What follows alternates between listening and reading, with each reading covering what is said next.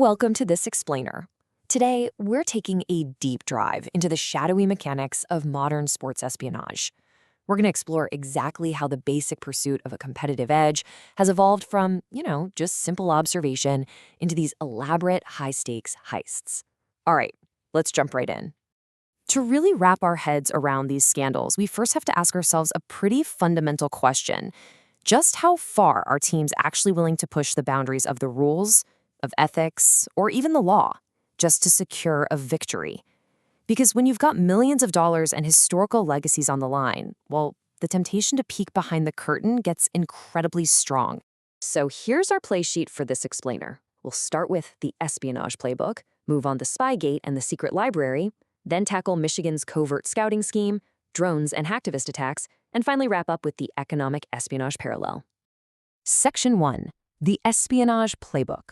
Let's start our deep dive right here. Now, spying on opponents isn't exactly new, right? I mean, teams have been trying to steal signs since literally the dawn of competitive sports. But the systems, the logistics, and the technology used to orchestrate these operations, they have become unbelievably sophisticated, especially over the last 20 years. We are way past a guy sitting in the bleachers with binoculars.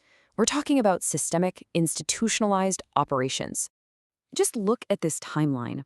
We've seen a steady march of high-profile incidents across a bunch of different sports. We go from unauthorized sideline cameras back in 2007 to the Leeds Spygate affair in 2019, those massive covert ticketing schemes in 2023, and then literal eyes in the sky with drones at the 2024 Olympics. The tactics definitely change, but that core objective, it stays exactly the same. Section 2. Spygate and the secret library. According to extensive investigations and insider testimonies, the New England Patriots ran a covert videotaping operation that spanned 40 games between 2000 and 2007. Advanced scouts were actually recording opposing coaches' defensive signals from unauthorized locations right there on the sidelines. As this quote from former employee Matt Walsh reveals, they were specifically instructed to blend in, literally taping over their team logos to avoid getting caught by NFL security. The sheer scale of this whole thing was absolutely staggering. This wasn't just some random taping on a Sunday. It was a highly organized system run by their director of football research, Ernie Adams. Scouts would create these incredibly detailed spreadsheets of opponent signals, and then Adams analyzed them to match them up with specific plays. And the craziest part, all of this data was stored in a literal secret library at team headquarters. It went way beyond cameras, too. Staff are actually known to sneak into visiting locker rooms during pregame warm-ups just to swipe the physical play sheets. Well, the NFL obviously did not take this lightly. For violating the rules of fair play, Commissioner Roger Goodell hit head coach Bill Belichick with a massive, unprecedented $500,000 fine. That was the maximum allowed and the largest ever given to a coach at the time. Plus, the team was completely docked a first-round draft pick, and the organization itself had to pay out another $250,000. Moving on to Section 3, Michigan's covert scouting scheme. So to really understand this Michigan scandal, we first have to take a quick peek at the rulebook. Look, traditional sign stealing, just using your own eyes during a game, that isn't inherently illegal. But the NCAA explicitly bans sending staff off campus to scout future opponents in person in the same season. It's a rule that's purposely designed to maintain a level playing field, mostly to keep the wealthier programs from just buying a massive advantage. But Michigan staffer Connor Stalions found a major loophole, orchestrating this absolutely meticulous operation. He went ahead and purchased tickets at 11 different Big Ten schools, sent his associates to record what he called dirty film of the opponent's sidelines, and then systematically decoded all of those signals to match up with the opposition's play calls. Get this, Stalions actually called his network of covert scouts the KGB. I mean, he was treating college football scouting with the exact precision, the paranoia, and the secrecy of a literal international intelligence agency.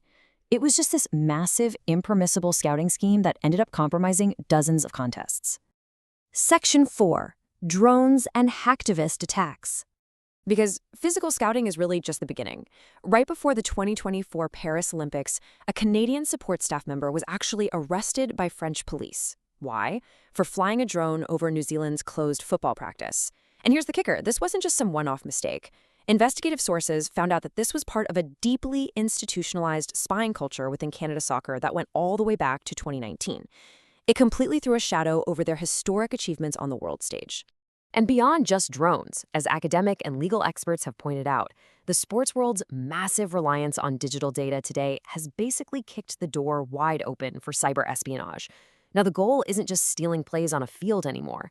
It's about hacking into highly sensitive athletic, medical, and performance data stored on secure team servers. We are seeing a huge surge in what people call hacktivist attacks. Like, back in 2014, the Syrian Electronic Army hacked FC Barcelona's Twitter. Then in 2015, hackers actually went after Tour de France champion Chris Froome's performance data, manipulating it to try and allege doping.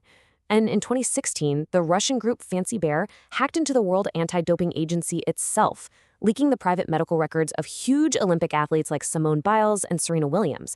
It just goes to show that a digital breach can be just as devastating as a physical one, for sure. Section 5, the economic espionage parallel.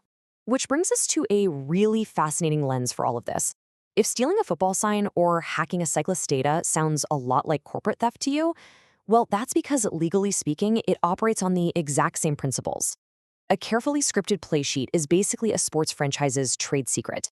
It gives a football team the exact same competitive edge as some unpatented tech blueprint would give a Silicon Valley startup. The really crucial point here is how the law actually views all this. Under the Federal Economic Espionage Act of 1996, stealing a trade secret is a severe federal crime. But here's the catch for prosecutors.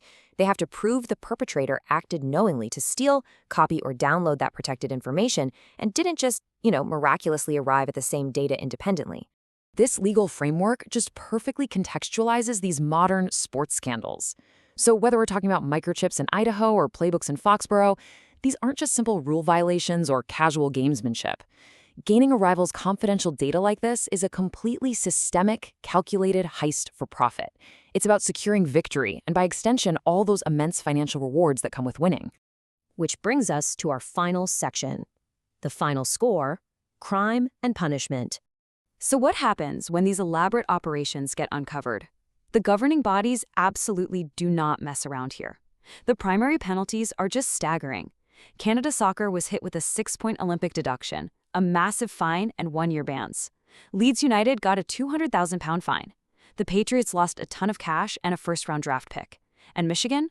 They are looking at 4 years of probation and fines that could exceed $20 million. The goal is crystal clear. Hit these organizations right in the wallet to deter future cheating. But as teams just keep launching these deep dives into the gray areas of competition, always looking for that next technological loophole or scouting advantage, it leaves us with one pretty heavy thought to take away. When you have millions of dollars, intense fan pressure, and literal historic glory on the line, is the risk of a tainted legacy, that eternal asterisk next to your championship, is that actually enough to stop the next great sports heist? Thank you so much for joining me for this explainer, and definitely keep your eyes on the sidelines.